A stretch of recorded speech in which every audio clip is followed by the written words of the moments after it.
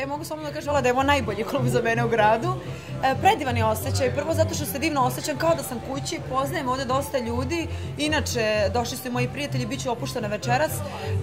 a da budem iskrena, lepo se osjećam iz razloga zato što jednostavno kada dođete, a to je najbitnije, kada dođete u backstage opušteni sa dobrom ekipom, kada vas sačeka cveće, hladno piće i sve ostalo, naravno da se opustim pred nastup i da večeras će da bude ludnica i bit će pravi lom u diskoteci.